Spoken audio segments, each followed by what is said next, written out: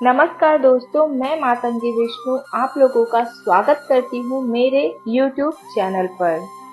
जब स्क्रीन पर उतरी एक सादगी की मूरत, 90s के दशक का बॉलीवुड कई रंगों से सजा हुआ था। जहाँ शाहरुख का रोमांस था, माधुरी की मुस्कान थी और गोविंदा का कॉमिक अंदाज। इन्हीं रंगों के बीच एक ऐसा चेहरा भी था जो सादगी से भरा था। ना ज्यादा ग्लैमर था, ना ज्यादा शो ऑफ, बस एक प्यारी सी मुस्कान, मासूम आंखें और एक दिल को छू लेने वाली उपस्थिति। वो थी प्रिया गिल। शायद उन्होंने बहुत ज्यादा फिल्में नहीं की, लेकिन जितनी की उतने में दिलों पर अपनी छाप छोड़ दी। शुरुआती जीवन और मिस इंडिया से फिल्मों तक, प्रिया गिल का जन्म पंजाब के एक सिख परिवार में हुआ था। जिंदगी में हमेशा अनुशासन और सादगी रही। पढ़ाई के साथ साथ उन्होंने सौंदर्य प्रतियोगिताओं में भाग लेना शुरू किया। 1995 में उन्होंने फेमिना मिस इंडिया इंटरनेशनल का खिताब जीता और फिर वहीं उनके लिए फिल्मों का रास्ता खुल गया।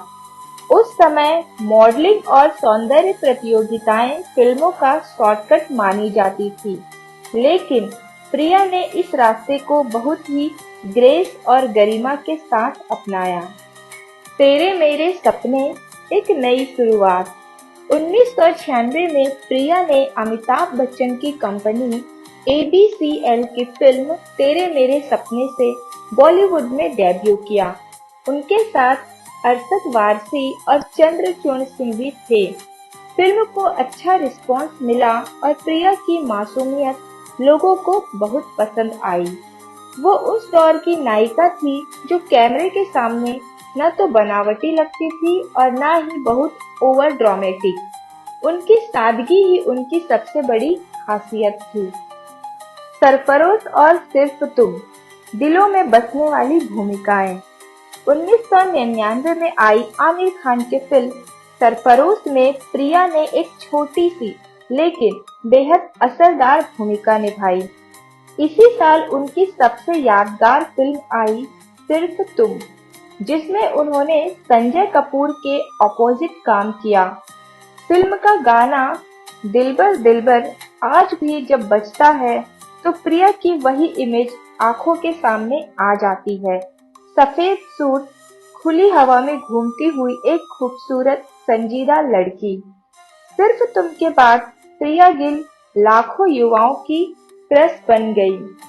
सादगी भरे किरदार, एक अलग पहचान।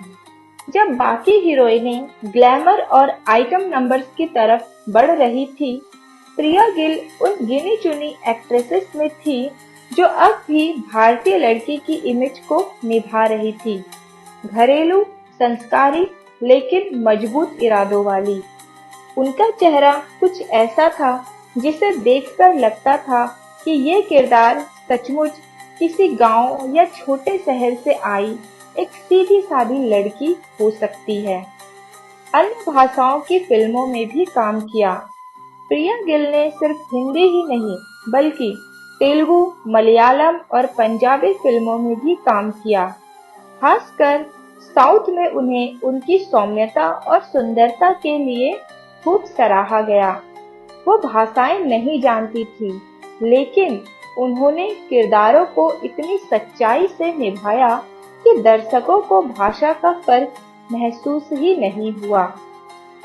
अचानक क्यों गुमनामी में चली गई? जहां कई एक्ट्रेसेस ने करियर को लंबे समय तक खींचा, वही प्रिया गिल 2006 के बाद अचानक फिल्मों से गायब हो गई। इसके पीछे कई बातें कही गई। कुछ ने कहा कि उन्हें अच्छे रोल नहीं मिल रहे थे, कुछ ने कहा कि उन्होंने खुद ही फिल्मों से दूरी बना ली। असल में प्रिया गिल ने कभी खुद को ग्लैमर की दुनिया में पूरी तरह झोंका ही नहीं। उन्होंने एक हद तक काम किया और फिर एक साइलेंट विदाई ले ली। निजी जीवन के बारे में, पर्दे से दूर पर यादों में करीब। फिल्म इंडस्ट्री से दूर होने के बाद प्रिया ने कभी कोई इंटरव्यू नहीं दिया, ना ही सोशल मीडिया पर एक्टिव रही। वो असल जिंदगी में वैसी ही निकली, गोपनीय, शांत और अपने नियमों पर चलने वाली। शायद यही वजह है कि आज जब लोग पुराने गानों या फिल्मों को याद करते हैं, तो प्रिया गिल का नाम एक नॉस्टैल्जिक एहसास की तरह लौट आता है।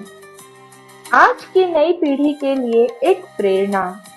नई एक्ट्रेसेस जो अपनी पहचान बनाने के लिए संघर्ष कर रही है, उनके लिए प्रिया गिल एक उदाहरण है।